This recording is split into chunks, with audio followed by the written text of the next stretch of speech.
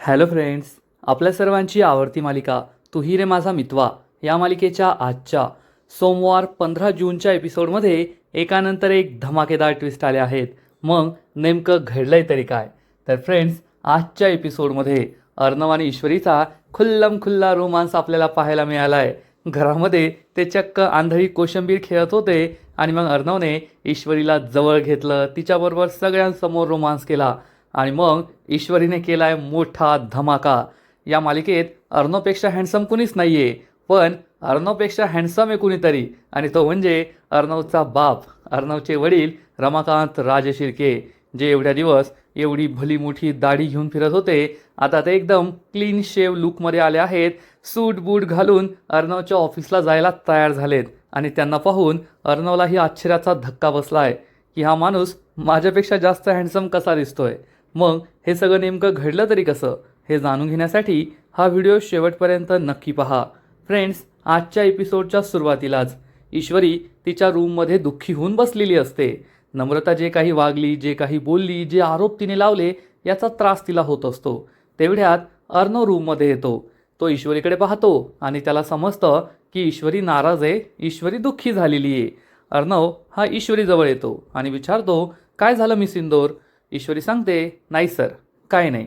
अर्णव म्हणतो, चल मग, खूप उशीर झालाय, झोपूया आता. ईश्वरी म्हणते, सर मला झोप येत नाहीये, मी बाहेर जरा फेरफटका मारून येते. तर अर्णव तिला थांबवतो आणि म्हणतो, नम्रता आता जे काही बोलली त्याचं वाईट वाटतंय ना तुला? तर ईश्वरी सांगते, नाही सर, ताई जे काही बोलली त्याचं वाईट नाही वाटलंय, कारण शेवटी तिच्या मनात जी खतखत होती, लग्नानंतर तिला जो त्रास होत होता, या घरात तिची जी घुसमट होत होती, ती तिने बोलून दाखवली. त्यात तिचं काही चुकलं नाही. पण मला याचं जास्त वाईट वाटतंय की मी तिची बहीण या घरात असतानासुद्धा मला तिचा त्रास कसा कळला नाही. तिला जर हवं असतं, तिला जर मी जवळची वाटली असते, तर ती स्वतः येऊन माझ्याशी बोलली असती. पण तिला तसं नाही वाटलं, मी तिला जवळची नाही वाटले म्हणून तिने सगळ्यांसमोर हे बोलून दाखवलं. बहीण म्हणून कुठेतरी मी हरले, माझी खूप मोठी चूक झाली असं मला वाटतंय, म्हणून मी दुःखी आहे. अर्णव हा ईश्वरीला समजावून सांगतो, मिस इंदोर, टेन्शन घ्यायची गरज नाही आहे, आता सगळं सॉर्ट आऊट झालं आहे आणि मी तिच्याशी जाऊन बोललो आहे. ईश्वरी विचारते, सर तुम्ही तिच्याशी बोलला, काय झालं, तिचा राग शांत झाला का? अर्णव सांगतो, हो, सगळं सॉर्ट आऊट झालं आहे, त्या दोघांचं भांडण मिटलं आहे आणि ते दोघे आता लेट नाईट मूव्ही शोला सुद्धा जाणार आहे. हे ऐकून ईश्वरी खूप खुश होते. अर्णव सांगतो, आणि मी त्यांना म्हणालो सुद्धा की 15 दिवस कुठेतरी हनीमूनला जाऊन या. ते सध्या नाही जाणार, पण आय मेक शुअर ते नंतर जातील, तू टेन्शन घेऊ नको. हे ऐकून ईश्वरीला खूप आनंद होतो. ईश्वरी म्हणते, सर आत्ता कुठे मला बरं वाटतंय. अर्णव ईश्वरीला सांगतो, मिस इंदोर, तू झोप आता, मला थोडं महत्त्वाचं काम आहे. ईश्वरी विचारते, काय सर, तुम्ही का झोपत नाही आहे? तर अर्णव सांगतो, त्या राकेशने ना आपल्या कंपनीत खूप मोठा घोळ घातला आहे आणि मला ते सगळं सॉर्ट आऊट करावं लागणार आहे. खूप टेन्शन आहे, सगळं खूप कॉम्प्लिकेटेड झालं आहे, काय करावं कसं करावं काहीच कळत नाही आहे. ईश्वरी म्हणते, ठीक आहे सर. अर्णव त्याच्या फाईल घेऊन स्टडीमध्ये जात असतो. तेवढ्यात या फाईलमधून काही डॉक्युमेंट्स खाली पडतात. ईश्वरी म्हणते, सर डॉक्युमेंट्स खाली पडलेत, हे घ्या. ती अर्णवला हे डॉक्युमेंट्स देते आणि अर्णव अशीच त्या डॉक्युमेंट्सवर नजर मारतो आणि हे डॉक्युमेंट्स पाहताच अर्णवला जबर धक्काच बसतो. अर्णव हे डॉक्युमेंट चालू लागतो, पुन्हा पुन्हा वाचत असतो, पाहत असतो. ईश्वरी विचारते, काय झालं सर? अर्णव ईश्वरीला सांगतो, मिस इंदोर, या डॉक्युमेंटनुसार त्या राजेशने आपल्या कंपनीचे 60% शेअर सौदामिनी देशमुखला, लावण्याच्या आईला, विकले नाहीये, तर मॉर्गेज ठेवले. ईश्वरीला इंग्लिश काही कळत नाही. ईश्वरी विचारते, मॉर्गेज? अर्णव सांगतो, मॉर्गेज गहाण गहाण ठेवले आहेत. हे ऐकून ईश्वरीलाही आश्चर्य वाटतं. अर्णव सांगतो, हे तर खूप छान झालं, आता आपण आपल्या कंपनीचे शेअर परत मिळवू शकतो. जी काही रक्कम त्याने घेतली आहे ती रक्कम देशमुखला परत द्यायची आणि आपले शेअर्स परत घ्यायचे. हे ऐकून ईश्वरीला खूप आनंद होतो. अर्णव सांगतो, थँक्यू मिस इंदोर, तुझ्यामुळे मला हे पेपर्स मिळाले, खूप खूप थँक्यू. आणि अर्णव तेथून निघून जातो. ईश्वरीलाही बरं वाटतं की आता कंपनीवर आलेलं संकटसुद्धा दूर होणार आणि अर्णव आपल्या कंपनीचे गेलेले 60% शेअरसुद्धा परत मिळवणार. त्यामुळे ईश्वरीसुद्धा खूप खुश होते. मामा त्याच्या रूममध्ये येऊन बसतो. मामी ही आधीच मोबाईल वापरत बसलेली असते. मामा हा मामीला विचारतो, काय गं, आता बरं वाटतंय ना? मामी सांगते, हो बरं वाटतंय. मामी मोबाईल पाहण्यात दंग असते, फक्त हो होय एवढंच उत्तर देत असते. मामा विचारतो, आता बीपी कमी झालेला दिसतोय. मामी उत्तर देते, होय. मामा विचारतो, डॉक्टरांनी रिपोर्ट दाखवले का? मामी उत्तर देते, हो. मामा म्हणतो, मग डॉक्टर बरे आहेत ना तुझे रिपोर्ट पाहून? मामी उत्तर देते, होय. मामाला समजतं ही फक्त हो होय करतीये, तिचं लक्ष नाही आहे. मामा विचारतो, मी बरा आहे का? मामी उत्तर देते, होय. मामा विचारतो, मग नम्रता आणि ईश्वरीमध्ये जो वाद झाला, जे भांडण झालं, नम्रताच्या मनात तूच विष कालवलं ना? मामी उत्तर देते, होय. मामीला जबर धक्काच बसतो. मामा खुशून म्हणतं, आत्ता कसं ओळखलं की नाही? मामी चिडून म्हणते, काही पण बोलू नका. तर मामा म्हणतो, काही पण नाही बोलते, खरं बोलते. आता तू स्वतः कबुली दिलीस ना की नम्रताच्या मनात तूच विष कालवलं. कारण आजपर्यंत मी नम्रता आणि ईश्वरीला असं भांडताना कधीच नाही पाहिलं. याआधी नम्रता आपल्या घरात यायची. नम्रताचा स्वभाव मला चांगला माहिती आहे. ती असं कधीच चिडत नाही. नक्कीच तू तिचे कान भरले असतील. मामी चिडून म्हणते, तुम्ही काय नम्रताच्या घरी जायचा? तुम्हाला काय माहीत त्या नम्रताचा स्वभाव कसा आहे? मामा म्हणतो, पण वल्लरी. मामी त्यालाच बोट दाखवून म्हणते, माझ्याशी वाद घालायचा नाही. मी असे आरोप सहन करणार नाही. मी काहीच केलेलं नाहीये. मी त्या नम्रताचे कान भरले नाही. असं म्हणून मामी निघून जाते. मामा म्हणतो, ही बाई काही आयुष्यात कधीच सुधारायची नाही. कधीच नाही म्हणजे कधीच नाही. थोड्या वेळाने मामा हा आपल्या रूम बाहेर येतो. तर त्याला दिसतं की रमाकांत हा घरातील मंदिरात देवी आई समोर बसलाय आणि देवाचं नामस्मरण करतोय. मामा फोनवर बोलत असतो. तो फोन कट करतो आणि विचारतो, भाऊजी तुम्ही एवढ्या रात्री येथे काय करताय? तर रमाकांत सांगतो, अरे आवी, मी देवाचं नामस्मरण करतोय. मामाला आश्चर्य वाटतं. मामा विचारतो, एवढ्या रात्री? रमाकांत सांगतो, हो मला सवय आहे. कसं आहे, दिवसभर गडबड गोंधळ असतो, पण अशा वेळेस रात्री थोडी घरात शांती असते. मग मी देवासमोर बसतो. दिवसभर काय घडलं, कसं घडलं हे सगळं देवाला सांगतो. मला काय हवं आहे, काय नको आहे, माझी काय इच्छा आहे ते सुद्धा देवाला सांगतो. अविनाश रमाकांत शेजारी बसतो आणि विचारतो, मग देव तुमचं ऐकतो का? रमाकांत सांगतो, नाही रे, देव आपलं नाही ऐकत. देवाच्या मनात जे असतं तेच तो करतो. आपण फक्त आपलं कर्म करत राहायचं. कारण देवाने ठरवलेलं असतं कधी, केव्हा, काय घडणार आहे आणि त्याच्या इच्छेशिवाय एक पानसुद्धा हलत नाही. मग आपण जेव्हा म्हणू तेव्हा तो काय कसं करेल? जेव्हा जे घडायचं तेव्हाच ते घडतं. फक्त देवाकडे असं काही मागितलं ना तर आपल्या मनाला धीर येतो की आहे, कुणीतरी आहे जो आपली इच्छा पूर्ण करेल, आपलं सगळं चांगलं करेल. तो धीर येण्यासाठीच मी देवासमोर बसतो. अविनाश विचारतो, मग तुम्ही काय मागत होता? रमाकांत सांगतो, अविनाश, आता आपल्या घरात किती प्रॉब्लेम्स आहेत. त्या नम्रताला असं वाटतंय कुणी तिच्याकडे लक्ष देत नाहीये. अंजलीच्या नवऱ्याचं हे असं झालं, चिंटूच्या कंपनीचं ते तसं झालं आणि माझ्या भावाने, माझ्या सख्ख्या भावाने ईश्वरीचा जीव घेण्याचा प्रयत्न केला. घरात एवढं काही काही घडतंय आणि त्यात माझा आणि चिंटूचा अबोला. काही केल्या तो माझ्याशी बोलायला तयार नाही आहे. तर मी देवी आईला तीच प्रार्थना करत होतो की हे सगळे प्रॉब्लेम सोडव आणि सगळं काही ठीक होऊ दे. पण शेवटी देव तेच करणार जे देवाच्या मनाचे. जेव्हा जे व्हायचंय तेव्हाच ते होणार. आपण फक्त आपलं कर्म करत राहायचं. मामा म्हणतो, हो भाऊजी, मी सुद्धा तुम्हाला तेच सांगणार आहे. आपण फक्त आपलं कर्म करत राहायचं. रमाकांत विचारतो, म्हणजे? मामा रमाकांतला समजावून सांगतो, भाऊजी आता पहा, तुमचा मेन प्रॉब्लेम काय आहे की चिंटू म्हणजेच अर्णव आणि अंजली तुमच्याशी बोलत नाही. मग तुम्ही येथे बसून काय फायदा आहे? देवासमोर बसून तुम्ही फक्त प्रार्थना करू शकता. प्रार्थना झाली आहे, आता तुम्हाला कर्म करायला पाहिजे. रमाकांतला काही कळतच नाही. अविनाश त्याला समजावून सांगतो, आता या घरामध्ये तुम्ही जेव्हा अर्णवशी बोलायला जाता तेव्हा अर्णव तुमच्याशी बोलत नाही. मग तुम्ही एक काम करा, तुम्ही जागा बदला, वेळ बदला, परिस्थिती, वातावरण बदला, मग कदाचित तो तुमच्याशी बोलेल. रमाकांत विचारतो, पण असं हे सगळं कसं बदलणार? अर्णव एकतर घरात राहतो किंवा ऑफिसमध्ये जातो. मामा म्हणतो, मग तेच करा, तुम्ही ऑफिसमध्ये जा. रमाकांतला मोठा धक्काच बसतो. रमाकांत म्हणतो, अरे नाही नाही, मी त्यांच्या कामात कशाला लुडबुड करायची? घरात तर तो चिडचिड करतो माझ्यावर, कामाच्या ठिकाणी सुद्धा चिडचिड करेल, त्याचं काम नीट होणार नाही. तर मामा सांगतो, भाऊजी मी तुम्हाला ऑफिसमध्ये फक्त भेटायला जायला नाही सांगत आहे, तर ऑफिसमध्ये जाऊन काम करायला सांगत आहे. तुम्ही ऑफिसमध्ये जा, पुन्हा एकदा बिझनेसचं काम सुरू करा.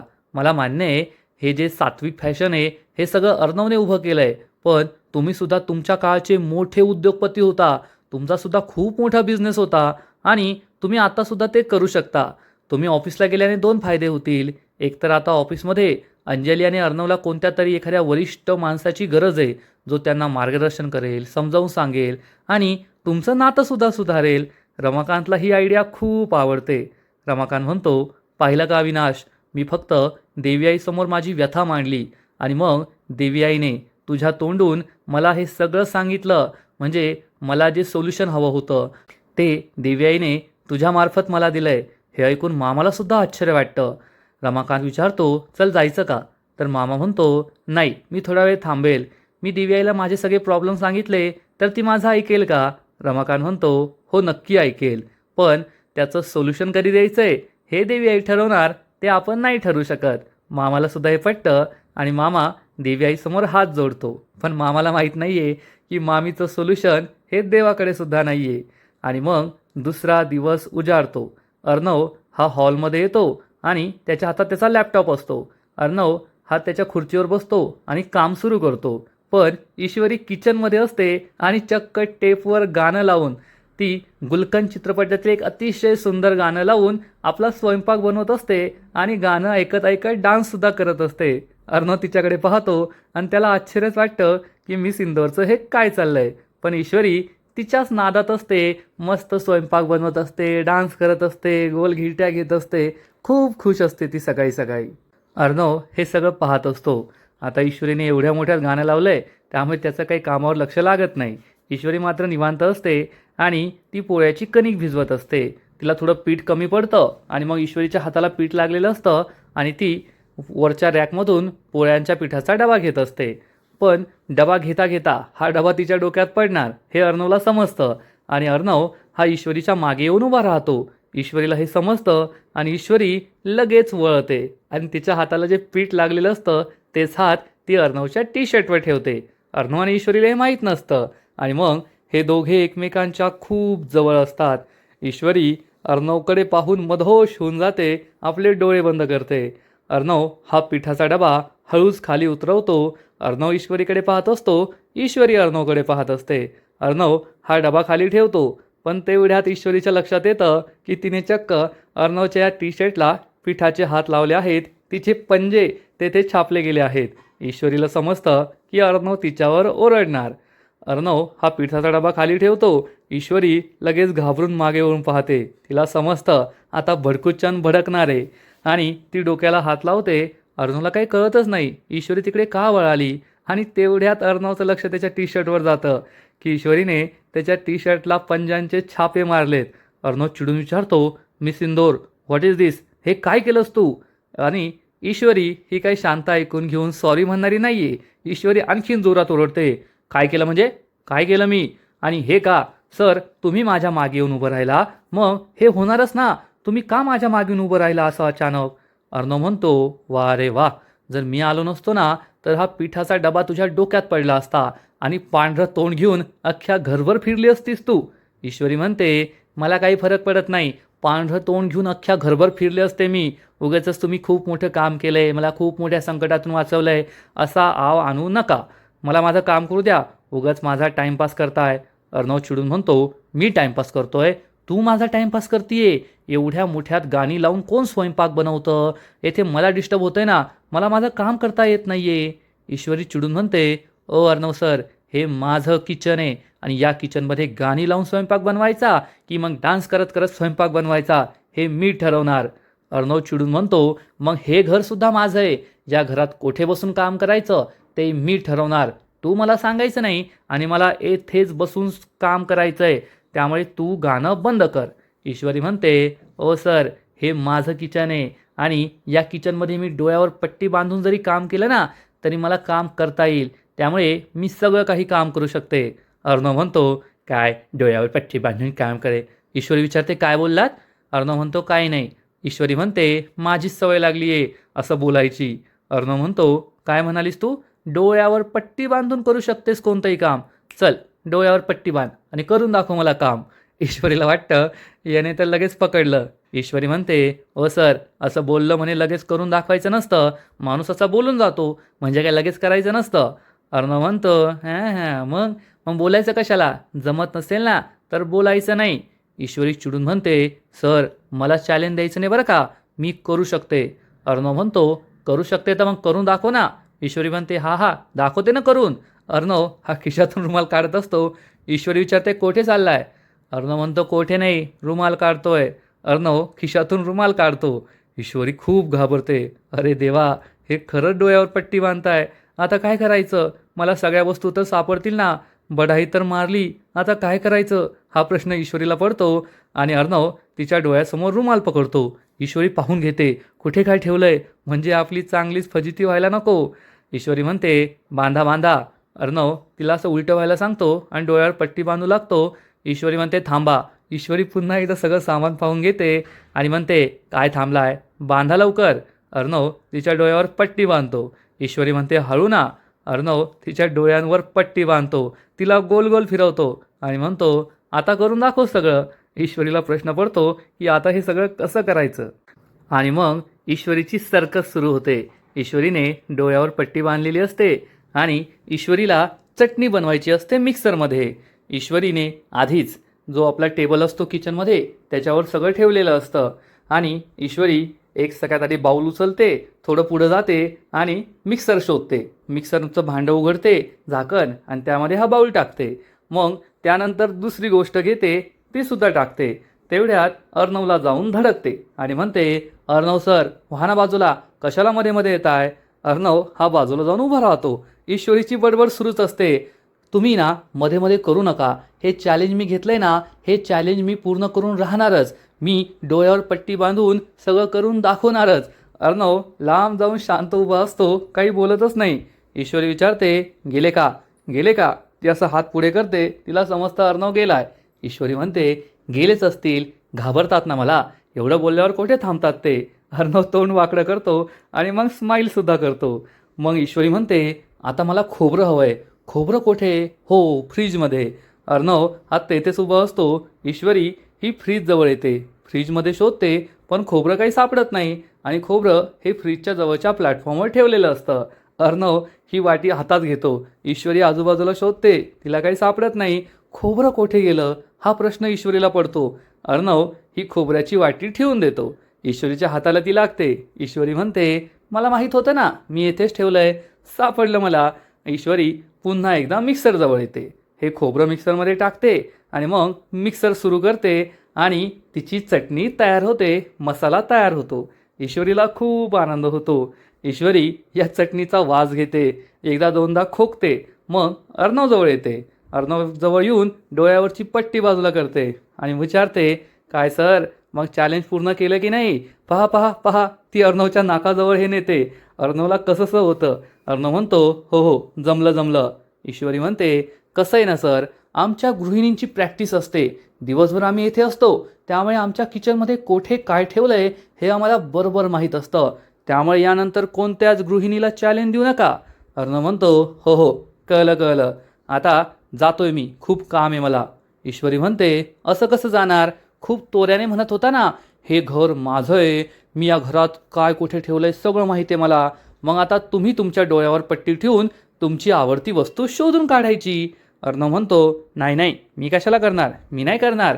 ईश्वरी म्हणते सर तुम्ही मला चॅलेंज दिलं, मी ते चॅलेंज पूर्ण केलं. आता मी तुम्हाला चॅलेंज देते, तुम्हाला ते चॅलेंज पूर्ण करावं लागेलच. अर्णव म्हणतो नाही म्हटलो ना, मला टाईमपास करायला वेळ नाही आहे, मला खूप महत्त्वाचं काम आहे. शिर्केने मला काही मुलींचे फोटो पाठवलेत, मला ते पाहायचेत. ईश्वरी चिडून म्हणते त्या मुलींना नंतर पहा, आधी हे चॅलेंज पूर्ण करा, या मुलीचं चॅलेंज पूर्ण करा. अर्णव म्हणतो नाही. ईश्वरी म्हणते मला माहिती आहे ना तुम्हाला काही जमणारच नाही आहे, तुम्हाला काही माहीतच नाही. अर्णव म्हणतो एकदम बरोबर ओळखलं. असं म्हणून अर्णव पळून जातो. ईश्वरी त्याच्या मागे मागे येते आणि म्हणते नाही सर असं पळून नाही जायचं, तुम्हाला हे चॅलेंज पूर्ण करावंच लागेल. अर्णव म्हणतो अरे माझ्याकडे वेळ नाही आहे, मला खूप काम आहे. ईश्वरी म्हणते एवढा काय दिवसभर वेळ लागणार नाही आहे, थोड्याच वेळात होऊन जाईल, कळून जाईल ना. दूध का दूध पाणी का पाणी होऊन जाईल. मोठ्या फुशारक्या मारत होता ना, द्या रुमाल. अर्णवचा नाईलाज होतो. अर्णव ईश्वरीला रुमाल देतो आणि असा उलटा होऊन उभा राहतो. ईश्वरी त्याच्या डोळ्यावर पट्टी बांधण्याचा प्रयत्न करते, पण ईश्वरी बुटकी असल्यामुळे तिला काही जमत नाही. ती उड्या मारून मारून अर्णवच्या तोंडावर डोळ्यावर पट्टी बांधण्याचा प्रयत्न करते. मग खुर्चीवर उभी राहते आणि मग खुर्चीवर उभी राहिल्यावर कशीबशी अर्णवच्या डोळ्यावर पट्टी बांधते. अर्णवला म्हणते चला सर आता तुम्हाला आहे ना तुमची आवडती वस्तू शोधून काढायची आहे, असं म्हणून ती अर्णवला गोल गोल गोल गोल फिरवते आणि त्याच पोझिशनला नेऊन ठेवते आणि जाऊन लपते. ती अर्णवचा लॅपटॉप हातात घेते. अर्णव म्हणतो, गोल गोल गोल गोल फिरवलं आणि त्याच पोझिशन लावून उभं केलं. काय मिस इंदोर. मग अर्णवची आवडती वस्तू म्हणजे अर्णवचा लॅपटॉप. आणि अर्णवला माहिती आहे की तो तर टेबलवर ठेवला आहे. अर्णव हा टेबलजवळ येतो, लॅपटॉप शोधण्याचा प्रयत्न करतो, पण त्याला काही लॅपटॉप सापडत नाही. ईश्वरीने हा लॅपटॉप हातात ठेवलेला असतो आणि ती अर्णवपासून दूर जाऊन उभी राहते. अर्णवला समजतं की हे मिस इंदोरचं काम आहे, तिने लॅपटॉप लपवला आहे. अर्णव हा हॉलजवळ येतो आणि सोफ्यावर मस्त बसतो. ईश्वरी म्हणते, सर. अर्णव पुन्हा उभा राहतो आणि सगळीकडे लॅपटॉप शोधत असतो. ईश्वरी लॅपटॉप घेऊन उभी असते.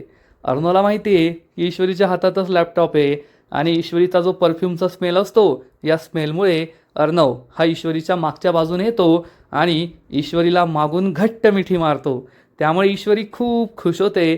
अर्णव तिच्या आणखीन जवळ येतो. ईश्वरी खूप लाजते, खुश होते. अर्णव आणि ईश्वरी यांचा हा सीन खरंच खूप भारी आहे. म्हणजे दोघं भांडण करता करता कधी एकमेकाला चॅलेंज देतील आणि या चॅलेंजमध्ये कधी त्यांचं प्रेम जिंकेल हे सांगताच येत नाही. अर्णव आणि ईश्वरीचे जे फॅन्स आहेत ना, ज्यांना या दोघांचा रोमांस पाहायला खूप आवडतो, त्यांना हा सीन खूप आवडेल यात शंका नाही. अर्णव आणि ईश्वरी दोघे एकमेकांच्या खूप जवळ असतात. ईश्वरी लाजते आणि अर्णवने तर ठरवलंच असतं की माझी आवडती गोष्ट म्हणजे माझी मिस इंदोर आणि मी तिला जवळ घेणारच. आणि आजचा एपिसोड येथेच संपतो. फ्रेंड्स, तू ही रे माझा मित्वा या मालिकेचा आजचा एपिसोड छान छान होता. कोणताही व्हिलन नाही, कोणतंही टेन्शन नाही. त्यात अर्णव आणि ईश्वरीचा रोमांस पाहायला मिळाला, त्यामुळे प्रेक्षक खूपच खुश आहेत एवढं मात्र नक्की. या मालिकेचा आजचा एपिसोड तर भारी होता, पण पुढील एपिसोड आणखीन भारी असणारे, आणखीन मोठा ट्विस्ट या मालिकेत येणारे. मग नेमकं घडणार तरी काय? तर फ्रेंड्स, तू ही रे माझा मित्वा या मालिकेच्या आजच्या नाही तर पुढील एपिसोडमध्ये आपण पाहू की ईश्वरी आणि अर्णव या दोघांचा रोमांस झाल्यानंतर हे दोघे ऑफिसला जायला निघणार. अर्णव आणि आकाश हे ऑफिसला जात असतील आणि तेवढ्यात मामाचा आवाज येईल. अरे दोघेच कोठे चाललात? सगळ्यात मोठ्या बिझनेसमनला तर घेऊन जा. अर्णव आणि आकाश थांबतील आणि तेवढ्यात ईश्वरी तेथे उभी असेल. ती एका गाडीचा दरवाजा उघडणार आणि त्या गाडीमधून हँडसम हंक बाहेर पडणार. मग हँडसम कोण आहे? तर हँडसम दुसरा तिसरा कोणी नाही तर चक्क असणार अर्णवचे वडील रमाकांत राजे शिर्के. रमाकांतचा लुक तर आपल्या सगळ्यांना माहिती आहे. भली मोठी पांढरी दाढी, ते पांढरे कपडे, पण आता त्यांचा लुक पूर्णपणे चेंज झाला आहे. अर्णवचे वडील रमाकांत राजे शिर्के हे एकदम क्लीन शेवन लुकमध्ये सूट बूट घालून केस कापून तयार झालेले असतात. त्यांचा लुक पूर्णपणे चेंज झालेला असतो. अर्णव त्यांच्याकडे एकटक पाहतच राहतो आणि ईश्वरी विचारणार, आहेत की नाही तुमचे बाबा तुमच्यापेक्षा जास्त हँडसम? रमाकांत खूप खुश असेल, कारण अविनाशने त्याला सांगितलं आहे ऑफिस जॉईन करा. त्यामुळेच रमाकांतने ऑफिस जॉईन करायचं ठरवलं आहे. पण अर्णवला हे आवडलेलं नसेल. मग आता अर्णव रमाकांतचं ऑफिसमध्ये कसं स्वागत करणार, त्याला काही जबाबदाऱ्या देईल की नाही हे पाहायला मजा येणार आहे. आणि मग त्यानंतर अर्णवला सौदामिनी देशमुख लावण्याच्या आईचा कॉल येईल आणि लावण्याची आई विचारेल, तू कंपनीचा एवढा मोठा निर्णय कसा घेतला? अर्णव चिडून उत्तर देईल, मी या कंपनीचा मालक आहे, ही माझी कंपनी आहे, त्यामुळे बिझनेस कसा एक्सपांड करायचा ते मी ठरवणार. तर लावण्याची आई उत्तर देईल, तू या कंपनीचा मालक होता, आता या कंपनीची मालक मी आहे. या कंपनीचे 60% शेअर माझ्याकडे आहेत, त्यामुळे बिझनेस कसा एक्सपांड करायचा, बिझनेसमध्ये कोणते नवे डिसिजन घ्यायचे, काय करायचं हे मी ठरवणार, तू नाही ठरवायचं. अर्णवला खूप राग येईल. सौदामिनी चिडून म्हणेल, आता पहा मी माझ्या लावण्याच्या प्रत्येक अश्रूचा बदला कसा घेते. जोपर्यंत माझ्या लावण्याच्या डोळ्यातील पाणी तुझ्या डोळ्यातून बाहेर पडत नाही, मी तुला पूर्ण बर्बाद करत नाही, तोपर्यंत मी शांत बसणार नाही. आता मी माझ्या लावण्याच्या प्रत्येक अश्रूचा बदला घेणार. तिने तुझ्याबद्दल जे दुःख व्यक्त केलं आहे, तुझ्यामुळे तिला जे दुःख झालं आहे, त्या दुःखाचा बदला मी घेऊनच राहणार, एवढं लक्षात ठेव अर्णव राजे शिर्के. म्हणजे सौदामिनी काय एवढ्या लवकर शांत होईल असं दिसत नाही आहे. तर फ्रेंड्स, तुम्हालासुद्धा या मालिकेचा आजचा एपिसोड आवडला ना, नक्कीच कमेंट करून सांगा. आणि तू ही रे माझा मित्वा या मालिकेचे असेच नवीन नवीन एपिसोड, नवीन नवीन अपडेट सर्वात आधी पाहण्यासाठी व्हिडिओला लाईक करा, शेअर करा चॅनलला सबस्क्राईब करून बेल आयकॉनवर क्लिक करा, म्हणजे या मालिकेचे नवीन नवीन एपिसोड तुम्हाला सर्वात आधी पाहायला मिळतील. खूप खूप खूप धन्यवाद.